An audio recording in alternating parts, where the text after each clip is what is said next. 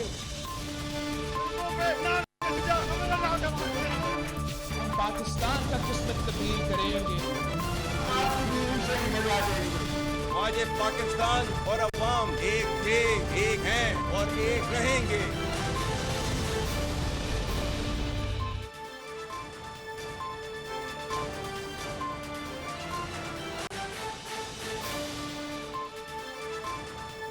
जी अस्सलाम वालेकुम। प्रोग्राम में आज दो तीन मुद्दात के हवाले से बात करेंगे। चेयरमैन पीटीआई और साबिक वज़ीर आज़म, इनके खिलाफ कुछ काफ़ी केसेस जो हैं वो इस वक्त चल रहे हैं अदालतों में, लेकिन उसमें से चंद केसेस ऐसे हैं कि जो बहुत ख़तरनाक हैं और जिनका फ़ैसला अगर चेयरमैन पीटीआई के ख़िलाफ़ आ जाता है तो सियासत से मुकम्मल तौर पे माइनस हो जाने का इम्कान साबिक वज़ीर आज़म का चेयरमैन पीटीआई का बरकरार हो जाता है, बल्कि बरकरार ही नहीं, वो मज़ीद मजबूत हो जाता है।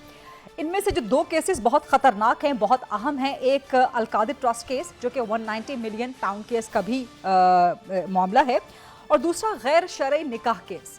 कल आपको याद है कि खावर मानिका के मुलाजिम मोहम्मद लतीफ़, उसने अपना बयान रिकॉर्ड करवाया अदालत के सामने, मजिस्ट्रेट के सामने, और उसने कुरान पे हाथ रख के ये हलफ दिया, कुरान पे हाथ रख के उसने ये बयान दिया। दूसरी जानिब चेयरमैन पीटीआई साबिक वज़ीर आज़म, उन्होंने भी चंद दिन पहले सहाफ़ियों से जब बात की, अडियाला जेल में साइफर केस की समाअत हो रही थी, तो वहाँ पर उन्होंने भी कहा कि मैं कुरान पे हाथ रख के कसम खाने को तैयार हूँ कि बुशरा बीबी को निकाह से कबल मैंने नहीं देखा।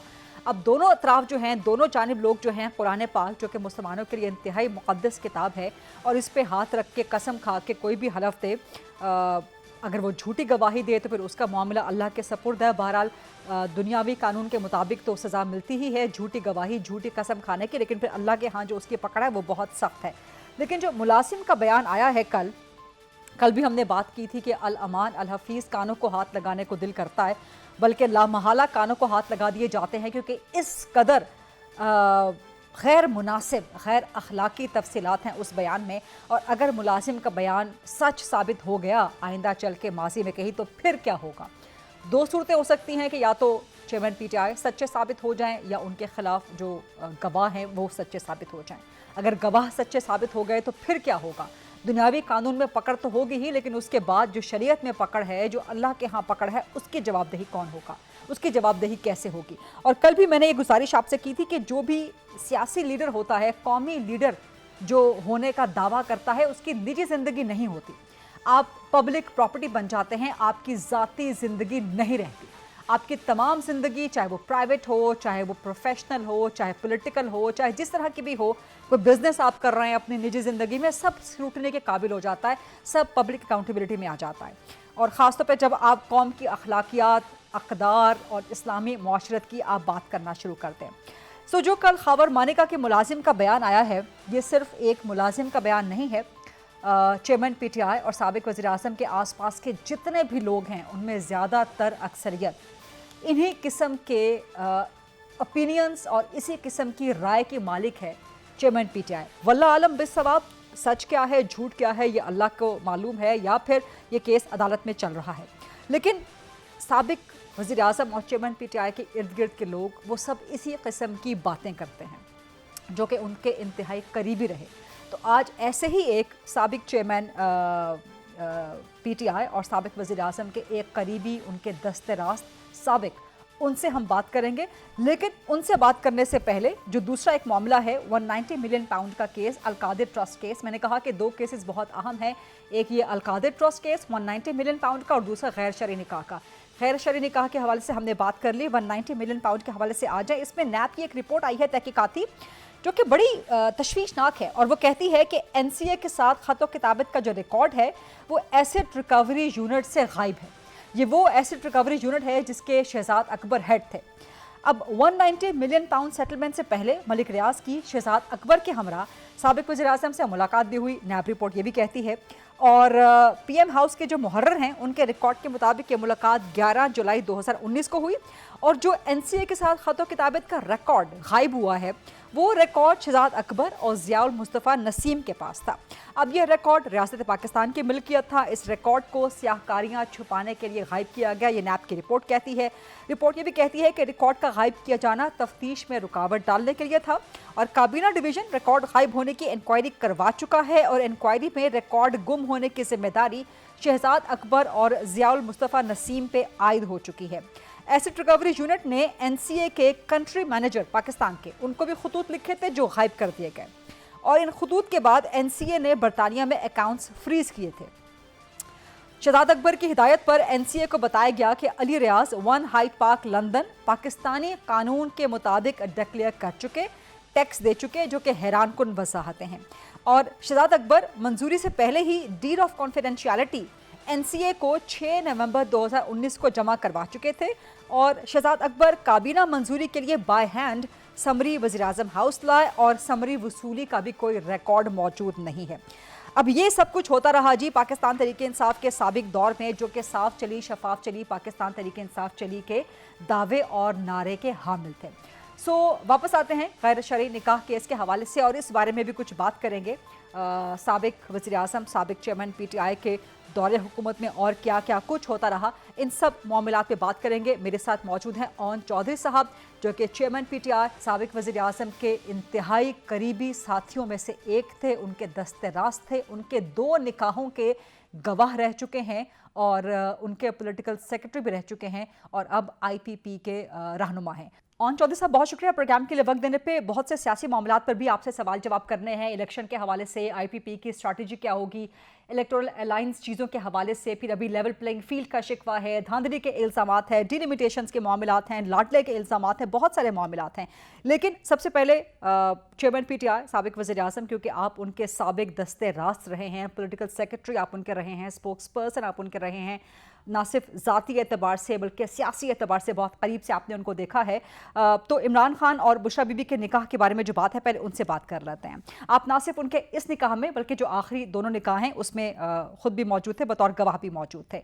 बड़े अहम और बड़े डैमिंग, बड़े तशवीशनाक किस्म के और बड़े खौफनाक किस्म के इंकशाफात हुए हैं। पहले खावर मानिका का इंटरव्यू आया, उसके बाद चेयरमैन पीटीआई ने जेल में सहाफ़ियों से बात की। उन्होंने कहा, मैं कुरान पे हाथ रख के कसम खाने को, हलफ देने को तैयार हूँ कि मैंने बुशरा बीबी को निकाह से कबल नहीं देखा। उसके बाद खावर मानिका के मुलाजिम का एक बयान आ जाता है, वो भी कहता है कि मैं कुरान पे हाथ रख के कसम देता हूँ, हलफ देता हूँ। उस बयान में जो बातें हैं वो नाकाबिले बयान बातें हैं, वो नेशनल टेलीविज़न पर नहीं की जा सकती। लेकिन क्या आप खावर मानिका के मुलाजिम के बयानात, उनके बयान की तस्दीक करते हैं, तरदीद करते हैं? बिस्मिल्लाहिर्रहमानिर्रहीम। बहुत शुक्रिया गरीदा। देखें, मैं उनके बयानात तो मैंने नहीं सुने, लेकिन जो मैंने अपने स्टेटमेंट दी है और जो मुझे उनकी जेल से स्टेटमेंट मालूम हुई, उस पर मैंने जो कहा, मुझे बड़ा दुख होता है कि आप एक इतनी बड़ी जमात के सरबराह हैं या थे, आप मुल्क के वज़ीर-ए-आज़म रहे हों, और आप देखें जब आपकी there is no personal life of a political personality, ठीक है, आपकी जब अपनी ज़िंदगी जो होती है, जब आपने पब्लिक ऑफिस होल्ड किया हो तो आपको पब्लिक को जवाब देना है और सच बोलना है। और मेरा मौक़िफ़ ये था कि ये इन्होंने सच नहीं बोला है, ठीक है। और उस पर जो भी ट्रोलिंग हुई, जो भी, जैसे इनका वो बदतमीज़ ब्रिगेड सोशल मीडिया पे बकवास करता है, आपने भी देखा हुआ इनके लोगों को, एक वो जो किसी भी तहजीब में नहीं रहते, किसी की आई डोंट नो कि इनकी माएँ बहनें हैं घरों में, जैसे जैसे इन्होंने वो हैशटैग चलाते हैं, क्या इस पर क्या तरबियत देते हैं ये इन लोगों को। आप झूठ बोल रहे हैं, आपने झूठ बोला, मैंने कहा मेरे से मत और गुलवाएं, मैं तो किसी ज़ाती ज़िंदगी में मुलविस नहीं होना चाहता।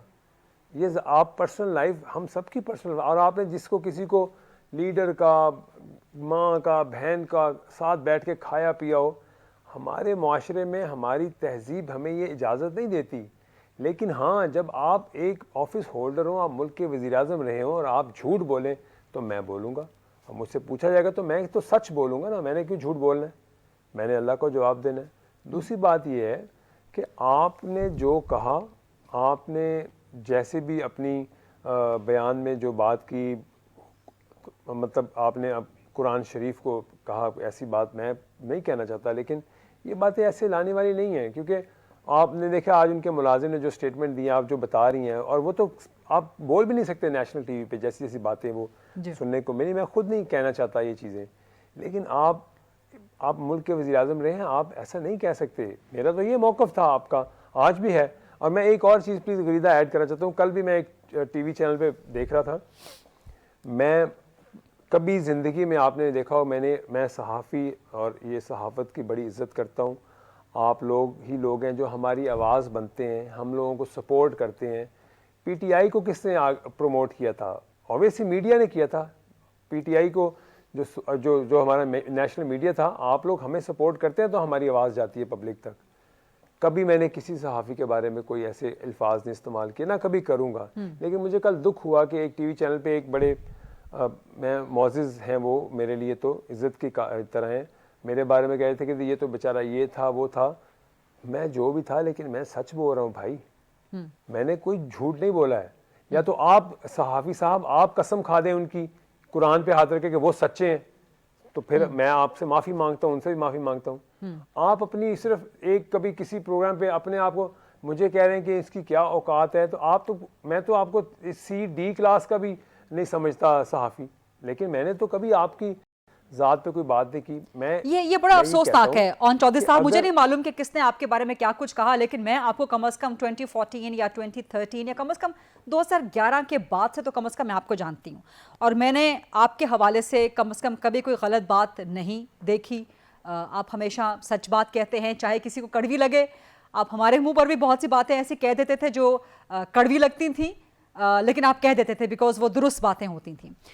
सो कम से कम मुझे नहीं मालूम कि किस सहाफ़ी की आप बात कर रहे हैं, लेकिन जिसने भी कहा है कम से कम वो आपको जानता नहीं होगा कि आप खरी बात कहने के आदी हैं, चाहे वो किसी को बुरी लगे चाहे ना बुरी लगे। और ये आप चेयरमैन पीटीआई के करीब रहते हुए भी ये काम आप करते रहे हैं।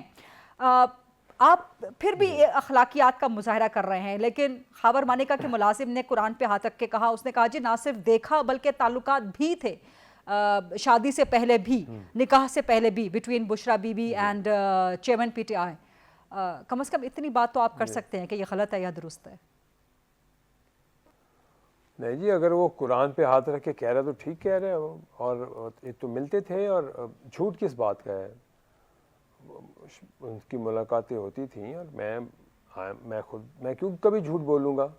मैं इसलिए कहता हूँ कि हम ये क्यों बात करते हैं कि आप इतनी बड़ी बात आप कुरान शरीफ को बीच में ना के मत करें, इसलिए कि वो देखें ना, कल को आपको जवाब दे होना है।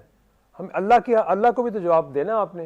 और आप एक वो जब वो कह रहे हैं, और बाकी मैंने कल 10 लोगों का देखा है प्रोग्राम, और मुझे नहीं लगता कि किसी ने भी ये कहा हो कि ठीक है जी, सबको पता है कि आपकी मुलाकातें होती थी, आप मिलते थे, और आप आज कह रहे हैं कि मैंने उनको पहली दफ़ा देखा।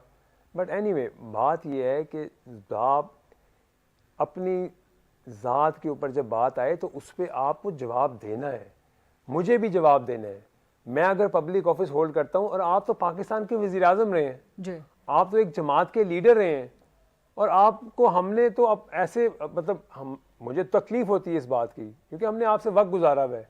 हमारी कोई ज़ाती दुश्मनी तो नहीं है। मैंने आप वज़ीर-ए-आज़म बन गए, आपने हमें कहा, हमने अपना फैसला कर लिया, हम आपसे अलहदा हो गए। मकसद ये कि मैंने तो कभी आपकी ज़ात के ऊपर ज़िंदगी में कोई कीचड़ नहीं उछाला, कोई आपकी कैरेक्टर असैसिनेशन नहीं की मैंने, या कोई ऐसी बात की हो जिस आप मुझे बता सकती हैं गिरिदा, आप मुझे मेरी किसी इंटरव्यू में बता दें कि मैंने इनको कभी ज़ाती अटैक किया। मकसद ये है कि ये बातें हुई हैं जो आज मुलाजिम ने की हैं, तो उसने भी सच की हैं बातें, तो इसमें कौन सी बात आप कह रही हैं कि ऐसा झूठ है?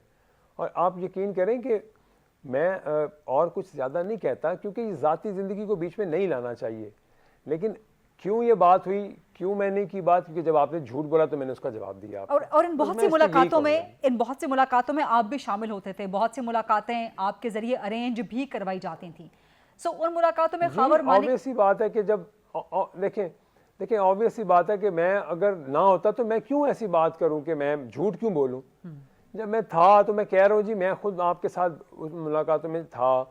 अब इसको उससे ज़्यादा मेरे से क्या मैं कहूँ आपकी पर्सनल लाइफ के बारे में? मैं नहीं कहना चाहता और कुछ ज़्यादा।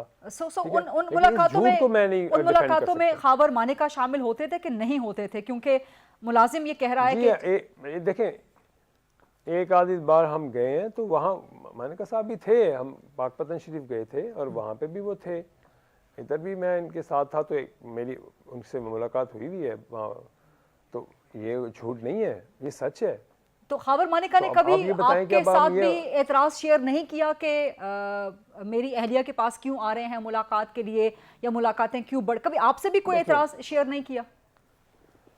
नहीं मेरे से नहीं किया, लेकिन ये है कि वो मैं इतना ज़्यादा पर्सनल लाइफ पे ना कभी मैंने अपने आप को इन्वॉल्व किया, मतलब ज़्यादा मैंने इंटरेस्ट नहीं लिया कि अगर ठीक है मेरा उनका एक पॉलिटिकली मैं उनकी चीज़ें देखता था, उनकी मेहरबानी थी कि वो मुझे अपनी ज़ाती पर्सनल चीज़ों से को भी शेयर करते थे। लेकिन मैं ये बात इसलिए कह रहा हूँ कि ये बिल्कुल ठीक है, हमारे माशरे में ये नहीं होता कि आप किसी की ज़ात के ऊपर कीचड़ उछालें, किसी की ज़ाती ज़िंदगी के ऊपर उछालें। अब केस मैंने तो नहीं किया, केस तो मानेगा साहब ने किया आपके ऊपर। अगर अदालत मुझे बुला रही है तो मुझे पूछ रही है तो मैं सच बोलूँगा ना जी। ठीक, मैं कैसे कहूँ कि अब आप अदालत बुलाए तो हम ना जाएं, और हम जाएं तो हम आपकी सोशल मीडिया पे गालियाँ खाएं? क्यों खाएं? मैं कुछ झूठ तो नहीं बोल रहा। आप कौन होते हैं गालियाँ देने वाले? आप उनको दें गालियाँ जिन्होंने झूठ बोला है। इनको पहले तमीज़ तो सिखाएं अपने सोशल मीडिया वालों को। बिल्कुल आपने बच्चों को तरबियत क्या दे दी है हमारे मुल्क के? बिल्कुल ठीक। मैं इतनी गलीज बातें ये बच्चे करते हैं, क्या इनके माँ बाप नहीं हैं घरों में? क्या इनकी बहनें नहीं हैं घरों में कि ये लोगों की माँ बहनों के बारे में ऐसी बातें करते हैं? इतनी घटिया ये कैंपेन चलाते हैं। ये सिखा रहा है ये जमात, ये बच्चों को सिखा रही है। ये शर्म नहीं आती इन लोगों को? बिल्कुल ठीक। ऐसे लीडर तो ऐसी तरबियत तो नहीं देते अपनी जमात को। लीडर का आप कहते हैं बाप की तरह होता है, तो जब बाप की तरह होता है तो बाप ये थोड़ी कहता है कि लोगों को गालियाँ दो, माँ बहनों की, लोगों की माँओं की इज्जत उछालो। तो फिर अपने घर को भी तो देखो ना आप। जब आपके घर तक बात आए फिर आप क्यों झूठ बोलते हैं? तो मेरा कहने का मकसद, मैं इसलिए ये बात अपने जज्बात में मैं ज़्यादा नहीं कहना चाहता, लेकिन मैं ये कहता हूँ कि खुदा का वास्ता है आप अपने मुल्क की फ्यूचर, अपने मुल्क के जो यूथ है उसको ये सिखाएं कि आपने नफरत की सियासत नहीं करनी, झूठ की बात नहीं करनी। दुरुस्त। आप देखें, आप एक प्रोग्राम किसी दिन इनके खिलाफ करती हैं, भरी होती है सोशल मीडिया कैंपेन आपके खिलाफ, कि क्या इनको शर्म नहीं आती कि एक इज्जतदार सहाफ़ी के लिए ऐसी बकवास बातें ये जो करते हैं? इनको शर्म नहीं आती ये बात की कि इनकी माँ बहन नहीं घर पे? मुझे तकलीफ होती है कई दफ़ा देख के। आप एक सहाफ़ी हैं, आपका काम है सच बात करना, आपका काम है मेरे पे क्रिटिसाइज करना। मैं गलत हूँ, आप करें मेरे पे क्रिटिसाइज, क्योंकि हम तो पब्लिक ऑफिस होल्डर हैं। आप क्यों नहीं करेंगे मेरे पे क्रिटिसाइज? आपका हक है, आपने आवाम को दिखाना है, हमारे काम को दिखाना है। अगर हम अच्छा कर रहे हैं तो आप अच्छी बात करेंगी, अगर हम बुरा कर रहे हैं तो इसका मतलब ये तो नहीं कि आप दिखा दें और बुराई, तो हमारी जो सोशल मीडिया पे कैंपेन आपके खिलाफ चलानी शुरू कर दें हम लोग। ये कहाँ की सियासत आप सिखा रहे हैं अपने बच्चों को? दुरुस्त बात है। जरा थोड़ा सा आगे बढ़ते हैं, कुछ सियासत के हवाले से या आपकी पॉलिटिकल पार्टी के हवाले से इनकी स्ट्रेटजी क्या होगी पंजाब में, उसमें बात करते हैं। अब चूंकि इलेक्शन का बिगल बच चुका है, इलेक्शन मुहिम की तैयारियां शुरू हो चुकी हैं, इस्तेकाम में पाकिस्तान पार्टी पंजाब में खासतौर पर कहाँ पे खड़ी है? आप लोग इलेक्टोरल अलायंस कर सकते हैं, करेंगे? क्योंकि नवाज शरीफ मुलाकातें मुसलसल कर रहे हैं, आज उनकी मुस्लिम लीग काफ से भी काफ़ी मुलाकातें हुई हैं, तो किसकी तरफ झुकाव ज़्यादा आपका पंजाब में खासतौर पे बनता है? हिकमत अमली क्या होगी? देखें, सियासत में कोई चीज़ हरफ आखिर नहीं होती गिरिजा जी। और ठीक है, हमारे पास इलेक्टेबल्स हैं, हमारे बड़े अच्छे लोग हैं जो अपने हल्के की सियासत करते हैं, और कई बार वो मेंबर ऑफ पार्लियामेंट रहे हैं, MNAs भी रहे हैं, MTAs भी हैं हमारे पास। उन्होंने हमें ज्वाइन किया है। हमारा एक अच्छा साइजेबल हमारा फिगर है हमारी जमात का, और बड़े कम अरसे में कोई ऐसी जमात देखी आपने जिसके पास इतने इलेक्टेबल्स आए हों, जो आप देखें, और इंशाल्लाह आप देखेंगी। और देखें, अगर किसी के साथ एडजस्टमेंट की बात है तो वो लीडरशिप ने करना है फैसला, और अगर ये होता है तो इसमें क्या IPP पंजाब की सीएमशिप में इंटरेस्टेड होगी? देखिए, मैं ये बात नहीं करता। वक्त से पहले की बातें हैं कि आप ऐसे कह दें कि हो इंटरेस्टेड हैं या नहीं है। वो तो उस वक्त जिस जमात का जिसकी ज़्यादा सीटें हैं वही हकदार होती है सीएमशिप की, और कबल अज़ वक्त बातें कहना, ऐसे ही बात कर देना, ये कुछ समझदारी की सियासत कोई नून के साथ सीट एडजस्टमेंट, कोई पीपल्स पार्टी के साथ सीट एडजस्टमेंट इम्कानात मौजूद है? मकसद ये है कि पाकिस्तान को स्टेबल करना है, पाकिस्तान के लिए काम करना है। अगर मिल के काम कर लें तो वो दूसरी जमातों वाले कोई हिंदुस्तान की जमात के तो नहीं है, वो भी हमारे मुल्क की जमात के हैं। ये तो एक जमात ने इस नफरत को फैलाया हुआ था ना। क्यों फैलाया हुआ था? ये उनका मकसद था कि बस मैंने ही खेलना है मैदान में। लेकिन आप पाकिस्तान को देखें ना, हमने कहाँ पहुँचा दिया है। 1.5 साल आप बहन करके मुल्क का पॉलिटिकली आपने मुल्क को डिस्टेबलाइज करने की कोशिश की, आपने सिक्योरिटी, आपने मुल्क की सारी डिस्टेबलाइज करने की कोशिश की है, आपने इकोनॉमी का क्या हाल करके छोड़ा है इस मुल्क को। ठीक। तो अब खुदारा इस चीज़ को हमने समझना है, हमने मिल के पाकिस्तान की खिदमत करनी है, पाकिस्तान को आगे लेके जाना है। ठीक ठीक है, बहुत बहुत शुक्रिया। ओन चौधरी साहब रहनुमा है इस्तेकाम में पाकिस्तान पार्टी के, हमसे बात कर रहे थे। प्रोग्राम में एक छोटी सी ब्रेक का वक्त हुआ है, ब्रेक लेते हैं और ब्रेक के बाद जब वापस आएंगे तो कुछ अहम सवालात और कड़े सवालात करेंगे मुस्लिम लीग नून से। स्टे विद अस जी, welcome back after the break. और मुस्लिम लीग नून से बात करेंगे। इस पार्टी के सीनियर मरकजी सरकर्दा रहनुमा शेख रोहेल असगर साहब मेरे साथ मौजूद हैं। अस्सलाम वालेकुम शेख रोहेल असगर साहब, बहुत शुक्रिया प्रोग्राम के लिए वक्त देने पे। सबसे पहले एक छोटा सा सवाल, बड़ा अहम सवाल आपसे। नवाज शरीफ की मुलाकात हुई है मौलाना फजल रहमान से कल ही, और उसके बाद खबरें ये जन्म लेना शुरू हो गई कि शायद मौलाना फजल रहमान को आइंदा इलेक्शन में अगर नून लीग कामयाब हो जाती है, पार्लियामान में किसी भी तौर अक्सरियत ले लेती है, तो मौलाना फजल रहमान को सदर के तौर पे, सदर के उम्मीदवार के तौर पे सामने लाया जाएगा। कितनी हकीकत है इस बात में? मेरे ख्याल में मैं अक्सर बेशतर ये बात कहता हूँ और आज फिर कह देता हूँ, हमें पता नहीं क्यों इतनी जल्दी क्यों होती है फैसले करने।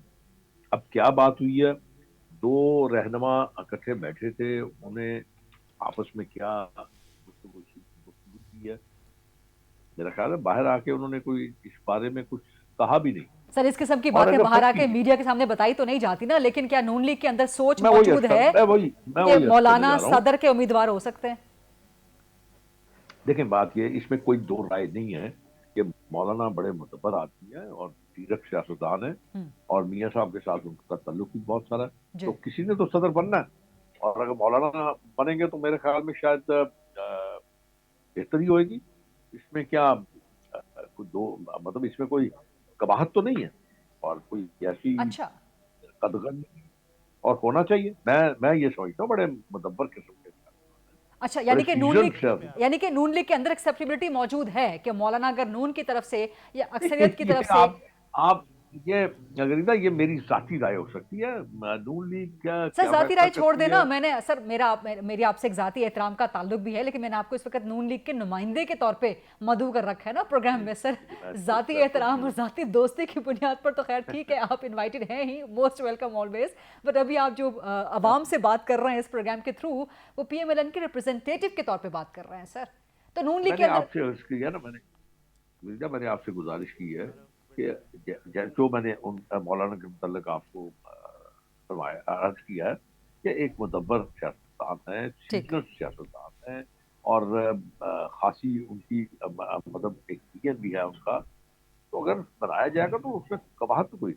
ठीक ठीक, चलो इसी पर जरा बात को आगे बढ़ा देते हैं। MQM के साथ आपने इत्तेहाद कर लिया, काफ लीग से आज मुलाकात हो गई, मौलाना से कल मुलाकात हो गई, तो एक तरफ तो नून लीग दावे करती है कि आप लोग अपने तय अपने दम पे अक्सरियत हासिल कर लेंगे, लेकिन साथ ही आपको अंदाजा है कि आपको अलायंसेस की जरूरत पड़ेगी। तो अलायंसेस के साथ अगर आप इलेक्शन के बाद अक्सरियत हासिल कर लेते हैं तो ये आपकी पर्सनलाइज्ड मेजॉरिटी तो नहीं होगी ना, और किसी भी तरमीम के लिए, किसी भी कानून साजी के लिए वंस अगेन आपको PTI के दौर की तरह इत्तेहादियों की तरफ देखना पड़ेगा। तो क्या है ऐसा कि एक तरफ मुल्क में आप अक्सरियत लेने के दावे कर रहे हैं, दूसरी जानिब आप इलेक्टेबल्स के भी दर पे जा रहे हैं, चाहे वो एस्टैब्लिशमेंट के करीबी हों चाहे ना हो? इलेक्शन कैंपेन शुरू होगी उस वक्त आपको समझ आएगी कि ये किस तरफ रुख मुड़ता है इसका। हाँ। और तीसरा आपने बात की थी अपना काफ लीग, तो आपको याद होगा कि काफ लीग ने बड़ा साथ दिया था ये पीछे जो 16 महीने की हुकूमत रही है, जो चौधरी शुजात साहब ने बहुत साथ दिया था। अब मेरा ख्याल है मियाँ साहब की एक और चीज जो है उसमें, जो मैं शायद हो सकता है मैं गलत कह रहा हूँ, लेकिन मेरा ख्याल वो दोस्तों का बहुत ख्याल रखते हैं। इसका मतलब ये भी निकाला जा सकता है कि नून लीग को, नवाज शरीफ साहब को अपने तय अपने बलबूते पे एक वाज़े अक्सरियत हासिल करने का जो है इतना यकीन नहीं है जितना आप वापसी के जलसे में दावा करते रहे या जितना रोज़ाना की बुनियाद पे आप दावा करने जा रहे हैं, क्योंकि आपको खुद भी अंदाज़ा है कि कहीं ना कहीं आपको अलायंस बनाने पड़ेंगे, इलेक्टेबल्स की ज़रूरत आपको रहेगी। और दूसरा, इन्हीं इलेक्टेबल्स की वजह से आप लोग अपनी जमात के अंदर भी रखने बर्दाश्त कर रहे हैं। दानियाल बामुकाबला इकबाल, ये नून का कोई अंदरूनी जवाल भी शुरू हो चुका है। कुछ और बहुत सी सीटें हैं MNAs की कि जहाँ पे झगड़े पड़ गए हैं कि आपने सीट किसको देनी है, टिकट किसको देना है, अपने वफादारों को देना है या बाहर के लोगों को देना है। तो ये मसला तो नून लीग के लिए पड़ गया है ना। देखिए, जहाँ पे तो नून लीग का कोई तगड़ा कैंडिडेट होगा या बड़ा पोटेंशियल कैंडिडेट होगा तो मेरे ख्याल में वहाँ तो कंप्रोमाइज नहीं होगा। लेकिन जहां पे नून लीग का कैंडिडेट कमजोर होगा और आपका कोई ऐसा कैंडिडेट जो आपको लाइक माइंडेड लोग हैं जो आपके साथ अलायंस में शामिल हैं, अगर आप उनको लेके आप अपनी सीट की नंबरिंग बढ़ा सकते हैं तो मेरे ख्याल में शायद ये सियासी अमल है और ये हर दफा हर दौर में होता रहता है। इसमें कोई कदगन तो नहीं है, कोई ना कॉन्स्टिट्यूशनल कदगन है, ना कोई इलेक्शन की कदगन है, ना ही कोई इखलाकी कदगन है। क्योंकि देखें सियासतदान ने तो अपनी सियासत करनी है, उसने रुकना तो नहीं है। अगर आप उसको नहीं अडॉप्ट करेंगे तो वो अपने तय इलेक्शन लड़ेगा, तो अपने तय इलेक्शन लड़ेगा तो ऑब्वियसली इंडिपेंडेंट लड़ेगा या किसी भी और सियासी जमात का सहारा लेगा। आप वो घर तो बैठेगा नहीं, आपको ये इस बात का तो आपको इल्म है। तो मेरे ख्याल में शायद इसके लिए डिसाइड करना, हाँ आप बजा है कि मुश्किल होगा लेकिन नामुमकिन नहीं है। और इसमें कोई ऐसा कोई इतना बड़ा कोई मसला भी पैदा नहीं होगा। ऐसा ऐसा सारी चीजें रिजॉल्व हो जाएंगी। लेकिन मेरा अपना जाती ख्याल है कि ये सब कुछ जो सामने आएगा ये आपके इलेक्शन कमीशन के शेड्यूल के बाद ही समझ आएगी कि आप क्या करते हैं। और फिर खास तौर पे उसके बाद जब आप इलेक्शन कैंपेन स्टार्ट करेंगे फिर आपने देखा होगा कि ये हवा का रुख किस तरफ जाता है। क्या आप इस तरह पूरी आप जो सपोर्ट है अवाम की वो आपकी तरफ आ जाती है तो फिर शायद फिर कम ये लाइन्स बनेंगे फिर। राइट, बहुत बहुत शुक्रिया शेख रोहिल असद साहब, मुस्लिम लीग नून के सीनियर मरकजी सरकर्दा रहनुमा, अहम सवालात के जवाब दे रहे थे। प्रोग्राम में एक छोटी सी ब्रेक का वक्त हुआ, ब्रेक लेते हैं और जी वापस जब आएंगे तो पाकिस्तान पीपल्स पार्टी से कुछ मजीद अहम सवालात करेंगे। स्टे विद अस जी, welcome back after the break. और अब सियासी मंजरनामे के हवाले से पाकिस्तान पीपल्स पार्टी से सवालात करेंगे। पीपल्स पार्टी के सीनियर मरकजी सरकर्दा रहनुमा साबिक वफाकी वजीर रह चुके हैं जनाब कमर जमान कायरा साहब मेरे साथ मौजूद हैं। अस्सलाम वालेकुम कायरा साहब, बहुत शुक्रिया प्रोग्राम के लिए वक्त देने पे। पंजाब की हद तक पीपल्स पार्टी बिल्कुल खामोशी का शिकार है, कोई पॉलिटिकल एक्टिविटी आपकी उस तरह से नजर नहीं आती जिस तरह से नवाज शरीफ PMLN एक्टिव है। आज नवाज शरीफ ने काफ लीग से मुलाकात भी कर ली, मौलाना फजल रहमान से कल मुलाकात हुई, मुत्तहिदा के साथ पहले ही वो अलायंस बना के जा चुके हैं। सो पीपल्स पार्टी क्या वेट एंड सी की पॉलिसी ले रही है, तेल देखो तेल की धार देखो ले रही है, या आपके प्लान्स कुछ और हैं? देखिए इस वक्त जिस फिजा में मुस्लिम लीग चल रही है, पीपल्स पार्टी उस फिजा से उनको बचने का मशवरा देती रही और वो रास्ता हमारा नहीं है, इसलिए हम उससे अवॉइड कर रहे हैं। दूसरी गुजारिश ये है कि MQM के साथ उनका इत्तेहाद हुआ कराची के हवाले से, बिस्मिल्लाह जरूर हो, हमें क्या एतराज़ हो सकता है। उन्होंने आज काफ लीग के साथ इत्तेहाद करने की बात की है, कमेटी बनी है, इससे पहले मौलाना के साथ उनकी एक कमेटी बनी है। लेकिन उनकी जमात के अंदर भी एक फ्रस्ट्रेशन है कि जहाँ जहाँ ये कमेटी और एडजस्टमेंट्स की बातें हो रही हैं वहाँ उनकी जमात के अंदर भी शदीद किस्म की फ्रस्ट्रेशन है जो आपको नज़र आ जाएगी। ये बज़ाहिर किसी जगह पे फ़ायदा मंद होगा तो किसी जगह नुकसान भी होगा।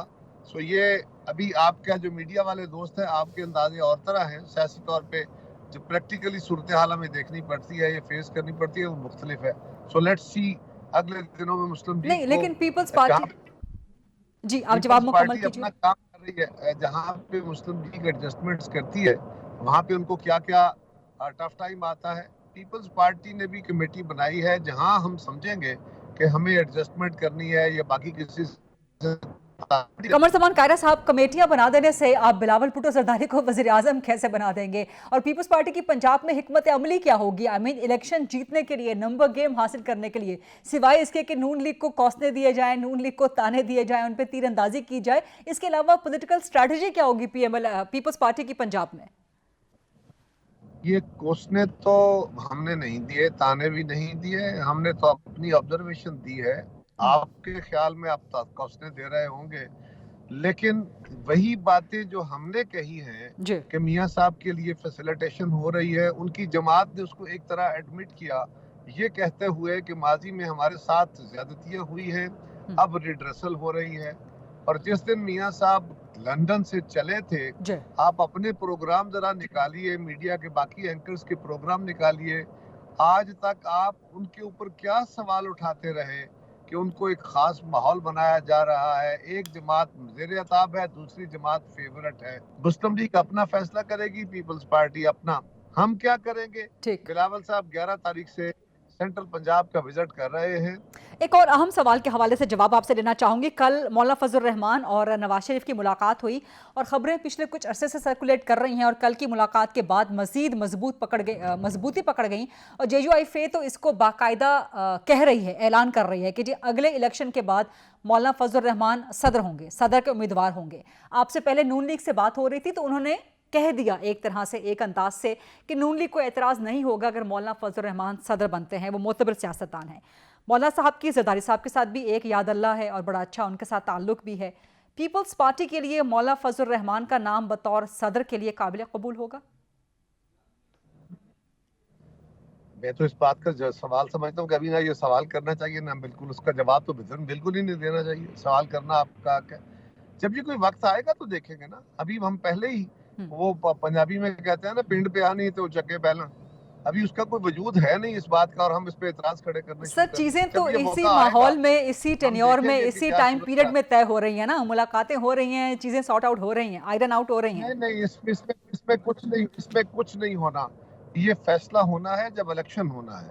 इलेक्शन के नतीजे में कौन कौन सी जमातें किस पोजीशन में आती हैं, कौन सी जमातें मिलकर हुकूमत बनाती हैं, फिर वो वजीर आजम और सदर के फैसले करेंगी। अभी तक तो यही नहीं पता कौन सी जमात कहाँ किस पोजीशन में खड़ी होगी। लिहाजा इसके ऊपर ये तो बड़ा कमजोर सा मफरूजा है। बहरहाल आपका पीपल्स पार्टी के नंबर सर, पीपल्स पार्टी के नंबर हाइपोथेटिकली स्पीकिंग, बल्कि हाइपोथेटिकली स्पीकिंग में नहीं, पिछले कम से कम 2 इलेक्शंस का अगर जायजा लिया जाए, पीपल्स पार्टी के नंबर्स अगर JUIF से ज्यादा निकल आते हैं तो क्या उसके बावजूद भी मौलाना का नाम बतौर सदर पीपल्स पार्टी को कबूल होगा? मैंने अर्ज किया ये सवाल अभी है ही कबल अज वक्त। आप सवाल करें, आपका हक है, मैं आपको तो नहीं रोक सकता। मैं तो इसका जवाब देना मुनासिब ही नहीं समझता।